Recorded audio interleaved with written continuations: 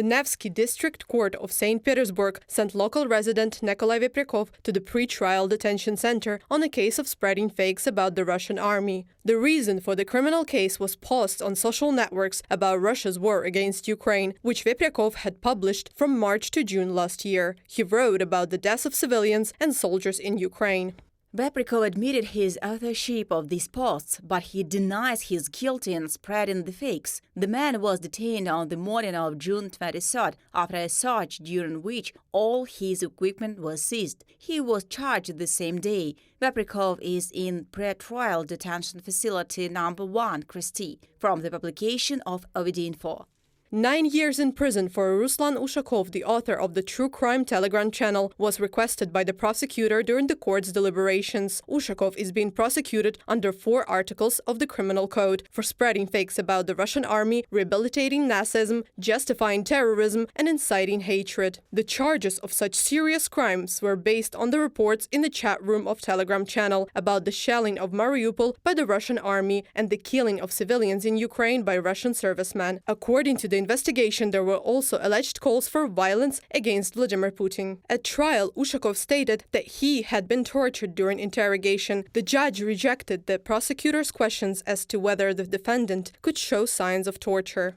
I was pressured physically and mentally. I was beaten and tortured with a stun gun with the purpose of what I have to tell the investigator. Ruslan Ushakov accused from speech at the court hearing. 2 students from Yekaterinburg were arrested for 7 days over a photo of Azov regiment in a profile on a university social network. Maxim Karlikhanov and Semyon Bushmakin were found guilty of distributing extremist materials. According to the court order, they had committed the offense together.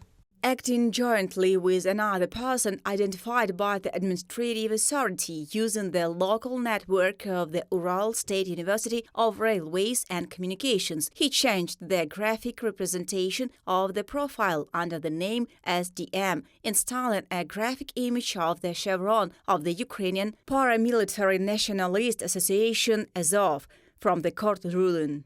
The criminal case of military fakes against Yan Kulikov, the owner of the bookshop in Soligalich, Kostroma region, was brought to a district court. Kulikov's publications on the social networks were also the reason for the prosecution. One of the posts referred to the Russian army shelling of the residential areas in Nikopol, other to Russian army strikes on civilian infrastructure and civilians in Mariupol, Odessa, Kramatorsk, Kharkiv, Vinnytsia, Kremenchuk, Chasiv Yar, and the other Ukrainian cities. Prior to the criminal prosecution, Kulikov had been subjected to administrative proceedings and fines on several occasions.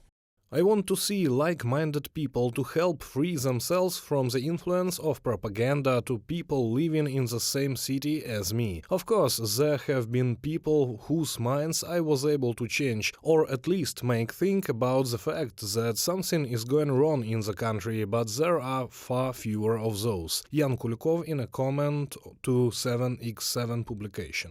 In the Leningrad region, unknown people painted over anti-war graffiti on Dmitry Skurikin's shop. The businessman is on trial for repeatedly discrediting the army. He was sent to pre-trial detention in February and transferred to house arrest in April.